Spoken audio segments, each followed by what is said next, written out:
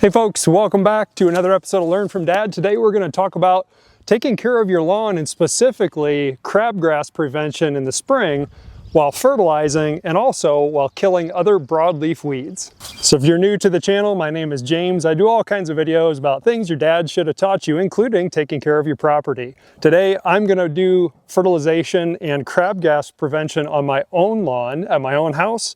It is April 25th, and I also at the same time want to talk about how you can do spraying for broadleaf weeds such as dandelions while also using a product like Prodiamine to create another mode of action for crabgrass prevention. Let's dive right in. How do you keep crabgrass from growing later in the summer? Well, you have to prevent it. That's the best way.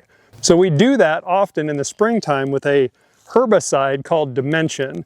And that Dimension Herbicide is mixed inside of fertilizer that we'll apply on our lawn in the springtime. A couple key factors they usually look for is soil temperatures that are 50 degrees or above. And also you're looking for typically either irrigation to rinse it into the soil surface or rain to try to get it into that soil surface within a handful of days of applying it. So wherever possible, try to watch your weather forecast and get this fertilizer and Dimension product down first so that it can get into the soil surface, and that's what prevents those crabgrass seeds from emerging. If you go to your home and garden store and look at any of these bags of fertilizer that have crabgrass prevention for spring application, it's typically going to be the product Dimension inside of it. Now the actual active ingredient, I can't say properly, dithiopyr, I don't know, but if you look at the bag and it has that particular active ingredient, that is effectively Dimension. That's what's actually preventing the crabgrass from growing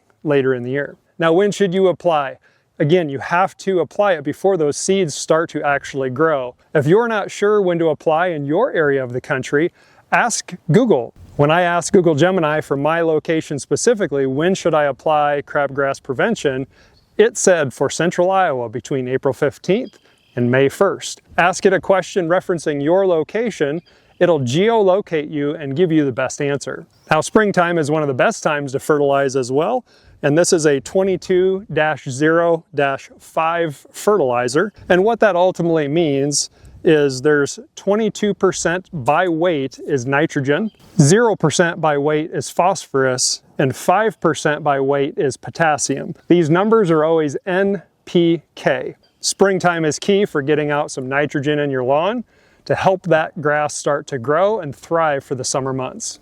So at a 22% concentration in a 50-pound bag, that's actually 11 pounds of nitrogen. So depending on how many square feet I put this out over, depends the rate of nitrogen that I'm actually applying per 1,000 square feet. But we're here to talk crabgrass. Now, when you're applying crabgrass preventer with fertilizer, one key thing is if you have seeded in your yard recently, this product can actually prevent your grass seed from germinating as well. I have a couple areas that I recently seeded.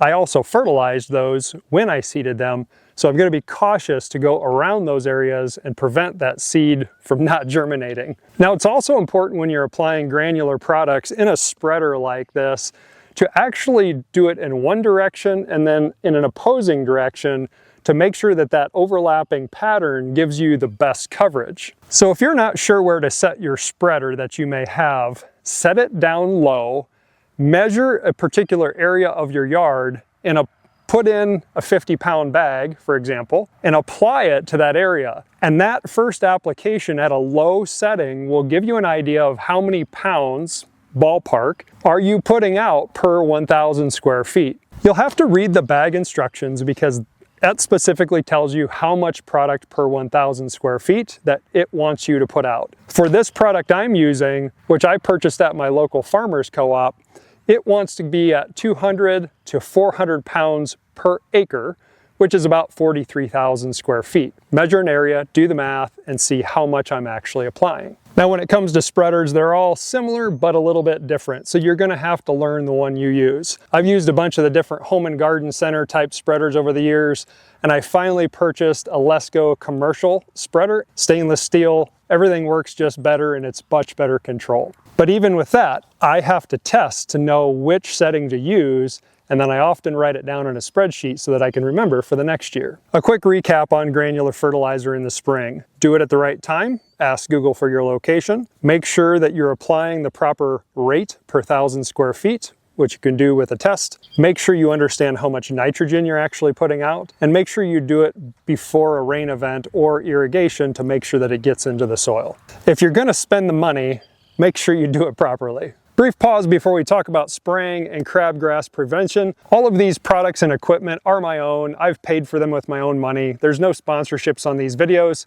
but I do always take and put Amazon links in the description below in case you want to check out whatever it is I'm using on my own farm. Also, hit the like button, drop a comment down below. I love hearing from people in different areas of the country and world about what they're doing in their own home to protect their lawn, to manage their house, to take care of their vehicles. And remember to subscribe so you don't miss any upcoming dad videos.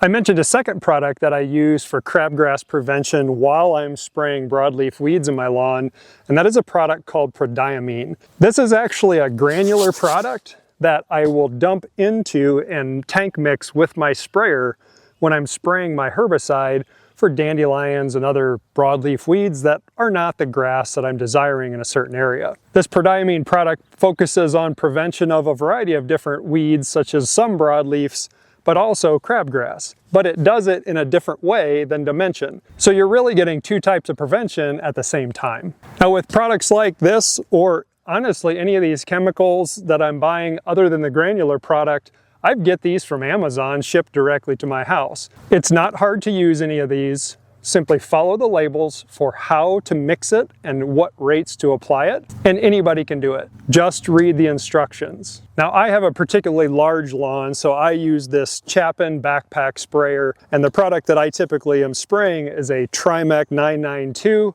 which has mostly 2,4-D and just a little bit of dicamba in it, which helps to not only contact kill weeds, but also give some residual protection against some broadleaf weeds. In addition to getting that aid from this Prodiamine, which prevents that crabgrass, as well as some of those broadleafs. But because I have such a big yard and trying to keep track of where I've sprayed, this is a spray dye from a company called Lazer, and it just kind of puts a little blue sheen on the grass for me to see. Now, not specifically necessary, but I typically will put a little bit of surfactant in. What surfactants do is help to adhere to some of the different plants and also help to get through their surface coatings, particularly if they have some kind of a waxy surface. It'll help them stick and penetrate. Here's one last bonus tip for you. You've heard me say a couple times, it's all about product per 1,000 square feet or product per acre or half acre. That's what all of these do. But how do you know how much area you have to cover? A simple solution is using Google Earth on your phone or on your computer to go in and plot out an area of your lawn so that you have an idea. For example, my front yard, when I measure it out, is approximately 30,000 square feet. That is approximately 2/3 of an acre. I hope you found this helpful. Remember, this is not hard stuff. Just follow the instructions. Any of you can do it. And give yourself, your family, your kids a really nice lawn to play in and enjoy. Thanks a bunch for watching. I appreciate it. Again, I'm James with Learn from Dad. Stay curious, friends.